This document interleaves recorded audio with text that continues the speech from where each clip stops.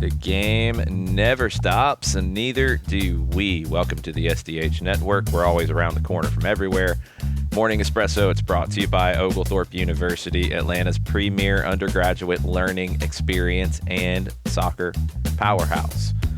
Welcome in. I'm Jason Longshore. This is your daily shot of soccer news from Atlanta, all over the United States, and we travel all around the world in about 15 minutes or so. Depends on how many soapboxes I climb on top of. Let's get into it. Big rivalry renewed tonight. The United States women's national team and Canada. Second match of the 2026 SheBelieves Cup. Emma Hayes, the head coach for the U.S., has emphasized throughout this camp that these matches are about more than results. They're part of the long-term process of shaping the squad heading towards the next World Cup cycle. Hayes has repeatedly talked about building depth, giving opportunities to younger players, creating competition within the squad. She pointed out that Canada is in a really different place than when the teams last met as well. Improvements to their build-up play. They're dangerous on set pieces. The U.S. expects a difficult test tonight. For Emma Hayes, she said the key is emotional discipline regardless of the opponent. Stressed that the team's development depends on maintaining composure and maturity, whether they're playing Canada or anybody else. They got a win over Argentina in Game 1. That game definitely tested their composure. It was pretty physical. Rose Lavelle said that Argentina was disruptive to the U.S.'s rhythm at times, forcing them to adjust their approach. For younger players in the group, this is a huge moment. Claire Hutton described the matchup as a reminder of how these rivalry games elevate the environment on and off the field. There's also a personal storyline in Columbus tonight. Emma Sears returns to her hometown for the match, called the opportunity to wear the national team crest in her hometown a pinch me moment. She has had a rapid rise into the national team picture, and she said playing in front of friends, family, and young players from her old club just adds another layer to tonight for her. The SheBelieves Cup is always a big deal for the U.S. and for the other teams that are in it. I think in a World Cup qualifying year like 2026, it's an even bigger deal. I'm really looking forward to this one tonight. You'll be able to watch on TNT and on the HBO Max app. Story number 2, it's interesting. Reports out of Uzbekistan indicate that their national team is planning to establish their base camp in Atlanta during the 2026 FIFA World Cup. According to the reports, the team would stay here throughout the group stage and train at the Children's Healthcare of Atlanta training ground, Atlanta United's training ground. It's a little interesting when you look at it because Uzbekistan is in their first World Cup ever. They do play their third group stage game here. And I think initially, we talked about a country like Spain being somebody that would make sense to stay in Atlanta because they have their first 2 games here. When you think about it, Uzbekistan, it actually makes even more sense when they finish their group stage here. And in their case, I think it makes a whole lot of sense because they're in the group with Colombia and with Portugal. They'll play their first 2 games on the road, essentially, and they'll travel to those games and come back if they stay here in Atlanta. And then Game 3, which is the most important game for them, they'll play one of the interconfederational playoff winners, a winnable game, an opportunity, if they win that, to go to the knockout round for the first time ever. They'll get that essentially as a home game. They won't have to travel for that game. That could give them that little bit of an edge that is so important in these kinds of situations. Now, we don't know anything more than the reports out of Uzbekistan about this at this stage. But going back about 6 weeks ago, Global Atlanta, one of the great Atlanta publications that covers global business, they reported that 5 countries had been looking at Atlanta as a site for their base camp. Spain was one of them, a couple others that have already chosen other locations. But Uzbekistan was on that list. So this is plausible. Now, we'll keep you updated on anything else we hear and any announcements that come, but it could be Uzbekistan staying in Atlanta for the FIFA World Cup this summer. And we'll be talking all about them and Fabio Cannavaro, their legendary World Cup winning manager. We'll talk about their story. We might have another team to root for in the World Cup if they stay here in Atlanta. All right, number 3, the growing geopolitical conflict in the Middle East. It is beginning to reshape parts of the soccer calendar more and more. The Asian Football Confederation announced that several matches for next week in their continental club competitions have been postponed due to security concerns tied to this situation. According to the AFC, the Western region fixtures in the AFC Champions League Elite, Champions League 2, and the Challenge League will not take place as originally planned. Earlier in the week, round of 16 matches in the Champions League Elite had already been delayed after Iran canceled sporting events nationwide. Qatar suspended domestic football competitions. The Confederation said its priority is ensuring the safety of players, staff, and supporters. Now, the situation is also affecting international fixtures involving countries outside of Asia. Uncertainty around security in the region has cast doubt over this month's Finalissima between the European champion Spain and the Copa America champions Argentina. That match has been scheduled for March 27th at Lusail Stadium in Doha. That may now be moved. Multiple reports indicating that London has emerged as the leading alternative host site if that game can't be played in Qatar. That's a big game because that's the last window before you get to the pre-World Cup friendlies. It's a huge opportunity for Spain and Argentina to test themselves against one another. It'll get played, but where is the question, and just how long all of this goes and how much of an effect it has on the soccer world, which, as we've said, is not anywhere near the most important element of this, but it is something that is going to be affected by that. And we are soccer down here, and it is what we talk about. So, I don't want to come off as we're not worried about the much more important implications of what's going on in the region. But yeah, these are the soccer effects, or the effects to soccer from what's happening.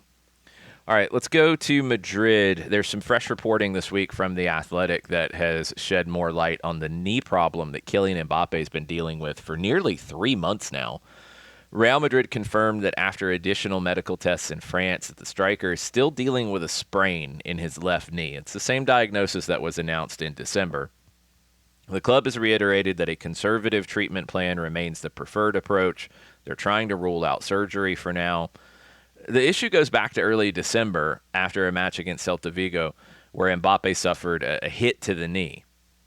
He had discomfort. He continued playing regularly through the end of the year into the 2026 portion of the calendar, played full matches, continued to score goals. The Athletic reported that the situation has been closely managed with reduced training workloads. He still played a lot when he's been available, but they're trying to manage his workload. It's a really unpredictable injury, it seems like. Sources around the club say that Mbappe some days feels fully comfortable and some days makes it really difficult to do anything. So what the timeline looks like for him coming back and being normal, nobody knows. Madrid has recently held him out of matches, including a loss to Getafe, trying to allow the knee to settle. Obviously, the French national team is very concerned and keeping a close eye on this as well in a World Cup year. For Madrid, it's less than ideal timing. They're chasing Barcelona in La Liga. They've got a major Champions League matchup with Manchester City coming up. Mbappe scored 38 of the team's goals this year, nearly half of their overall production. He's critical. He's also critical for France. He also doesn't want to put his World Cup at jeopardy. A lot of different things here, and it's a really tricky situation with Kylian Mbappe and his knee. All right, let's go to the domestic focus. The U.S. Soccer Federation, they unveiled a nationwide fan engagement campaign yesterday, marking 100 days until the World Cup. Plans include community soccer forward fests, a live roster reveal event in New York at the end of May, and U.S. Soccer House in Venice Beach, serving as a central hub for watch parties, podcasts, fan experiences during the tournament. This initiative, it also features youth programming, nationwide merchandise distribution, send-off celebrations tied to the U.S. men's national team matches in cities like Atlanta at the end of March, Charlotte, and Chicago. Officials say the goal is to turn the countdown into a national moment that expands participation and engagement with the sport across the country. We've talked about this. These are the kind of things that are going to be very important to increase access to the sport and increase access to continuing in the sport for kids and the next generations that are coming through. Telemundo, they have released Somos Más, the official anthem for their coverage of the World Cup. The song brings together Carlos Vives, Emilia, Huizen, and Xavi in a collaboration. Really good song, really cool song. I wish Fox and I wish English language broadcasters got as into this idea as we see with Spanish language broadcasters. I always think of like Gold Cup songs that Univision, Telemundo, TUDN, like that they've chosen and has been like the song of the tournament for them. I love when these kind of things happen. I love that Telemundo is having the amount of coverage that they're having. You'll be able to watch games in Spanish on Peacock, on the Telemundo app. Most games will be on their flagship network, which is over the air in most markets. Additional matches on Universo. Huge coverage in Spanish language of the World Cup and an awesome song to go along with it. Chicago Fire, they have officially broken ground on a new $750 million privately funded soccer stadium in Chicago's South Loop. It'll seat more than 22,000 fans, natural grass surface, purpose-built supporter section, hospitality spaces, obviously. Expected to open sometime in 2028, and it's going to anchor a mixed-use development along the Chicago River known as the 78. Inter Miami, they have a naming rights partner for their new stadium, New Holdings. It's a Brazilian financial service company. The venue will open on April 4th, and it'll be known as New Stadium, NU. It sits within the broader Miami Freedom Park development. Industry estimates suggest that the deal is worth at least 8 figures annually. The stadium going to seat 26,700. Obviously, it will have the supporter sections, and it will have the premium hospitality spaces, too. The new club and the new plaza, it's all part of New's strategy to expand its presence in the U.S. market. Toronto, they are reportedly finalizing a deal for Chilean international center back Benjamin Kusevich.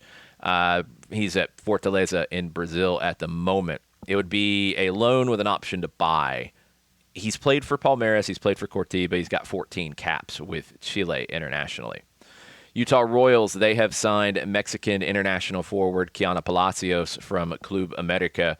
Transfer fee reportedly around $800,000, one of the largest outgoing deals in the history of Liga MX.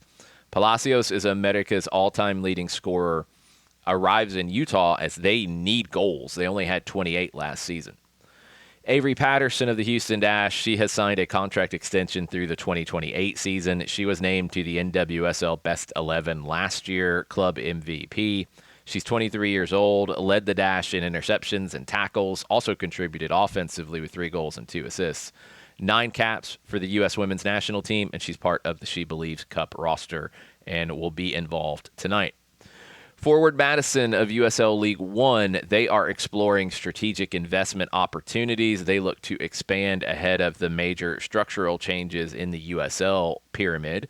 They have hired Greenwich Advisory and Company to advise them on any potential equity raise involving investors such as private equity firms or family offices. This is all part of the USL expansion to introduce promotion and relegation and to launch a new top-tier competition, USL Premier, in 2028. Around the corner, SDH AM, it is live this morning, always starting at 9:05. John Nelson hosting. Real Salt Lake radio commentator Landon Southwick will join the show for a little opposition research. John's also going to get into MLS news, SheBelieves Cup news, the news of the world as you are accustomed to. You can watch on YouTube. You can watch on Twitch. You can always catch that as a podcast on demand later in the day. Make sure you check out soccerdownhere.net for continuing coverage of everything going on. Recent stories about the FIFA World Cup team workshop that we had a chance to visit yesterday. including updates on the new automated offside technology. That was really interesting to me yesterday. More to come. A recap of John's conversation yesterday with MLS Next Pro president Ali Curtis. That will be coming up later today as well. All right, let's finish up with a refill of your morning espresso news from around the world. Barcelona, they won 3-0 on the night, but lost 4-3 on aggregate in the Copa del Rey semifinal to Atleti. It's one of those rare times where both teams come out of it feeling pretty good. Barcelona has to feel good about nearly turning this thing around, even though they came up short. And Atleti, look, they're through to the final. They're going to be happy. There are injury concerns coming out of that, though. Jules Koundé and Alejandro Balde. Koundé left early with a calf issue. Not sure when he's going to be back. That could affect France with their World Cup preparations. Balde, he later exited with hamstring discomfort. He's going to be out around 4 weeks, according to reports this morning out of Spain. Wolves, they stunned Liverpool yesterday, 2-1 win at Molino. Brazilian midfielder Andre, he scored the deflected winner deep into stoppage time. Mo Salah had briefly equalized. Liverpool trying to get back to the Champions League next season. Not looking great at the moment. Wolves, they've won back-to-back league matches, and maybe they're going to have the great escape. Maybe. I don't know. They might be too far gone. But if they keep beating teams like Liverpool, then we'll see. We'll see. Everton, they beat Burnley 2-0. They are continuing their push towards European places. Goals from James Tarkowski and Kieran Dewsbury-Hall. Leeds, they slipped to another defeat. Habib Diarra scored the penalty that gave Sunderland a 1-0 win. Elsewhere, FA Cup, Port Vale advanced with an extra-time victory over Bristol City. Inter, they were held to a scoreless draw by Como in the first leg of their Coppa Italia semifinal. Como were the better team. They couldn't find the breakthrough at home. Internazionale, now they got to balance a second leg of this on April 22nd. Serie A, where they're trying to hold off challengers. And can they get this done? We're going to find out. England, they opened Women's World Cup qualifying with a big win, 6-1 over Ukraine. Goals from Alessia Russo, Georgia Stanway, and Jess Park. Dominant second-half performance for the Lionesses. They struggled a little bit in the first half. They got it done in the second half. Them and Spain, England and Spain, they're both in the same qualifying group. Only one will automatically qualify. The other will have to go through the playoffs. Copa Libertadores, Barcelona and Botafogo, they drew 1-1 in their first leg of their third preliminary round matchup in the Libertadores. Tito Villalba, our old friend, he opened the scoring before Mateus Martins equalized for the Brazilian club. Decisive second leg in Brazil next week. Group stage berth on the line. Barcelona manager Cesar Farias, he received a red card late in the game. Toluca, they stay unbeaten in Liga MX, the only unbeaten team. They beat the only other unbeaten team, Pumas. Goals from Jesus Angulo and Paulinho completed the comeback. Pumas had the lead at 2-1. Multiple momentum swings. Really entertaining game last night. River, they have officially appointed Eduardo Caldet as their new manager following Marcelo Gallardo's departure. Caldet played for the club. He's got coaching experience in Argentina, Brazil, Mexico, Spain. Can he be more successful than Gallardo has been as of late? I don't know. I think that roster needs a little bit of help. YouTuber KSI has joined Dagenham and Redbridge's ownership. He has agreed in principle to purchase a minority stake in the club, about 20% according to reports. They also have some U.S. investment coming in. They're trying to get back to the glory days and get back into the fourth division or maybe even higher. They're I believe, sixth division currently. Our friends at Macclesfield FC having some problems. Reported a suspected arson attempt overnight at Leasing.com Stadium. Emergency service responded quickly. No injuries reported. Authorities investigating the cause of the fire. Manchester United midfielder Jack Fletcher, he's been handed a 6-match ban after using a homophobic slur during an EFL trophy match. The England Youth International apologized for the incident. He accepted the disciplinary ruling from the FA. He will attend mandatory education sessions on discriminatory language. Manchester United said the club has been working with the player on inclusion and diversity programs following this incident. All right, the final whistle for today's Morning Espresso. We've got the countdown to the FIFA World Cup, under 100 days now, 99 days away. Preparations are becoming more visible. Reports that Uzbekistan could be coming to Atlanta as their base camp. Around the world, there's still a lot of questions about what happens between now and then. Will Iran be able to participate? Will there be any other fallout from what's happening globally at the moment? It's a crazy time in the world, let alone a crazy time in the soccer world because of all of these things. And we'll keep you up to date on everything that is happening and how these things get affected. On the field, you've got the decisive stretch in Europe. You've got title races. You've got cup runs. You've got big ambitions. You've got players like Kylian Mbappe, Jules Koundé, dealing with injuries that they hope doesn't affect the World Cup, but we don't know yet with both of them. And there's other players in these situations. Tonight, attention turns back to the field here in the U.S. The U.S. women's national team meeting Canada. A huge rivalry, one of the best in the world in the women's game. Big game tonight in the SheBelieves Cup. We'll be talking about that. We'll be talking about all the other news of the day in tomorrow's Morning Espresso, and we'll see you then. Have a great Wednesday, y'all.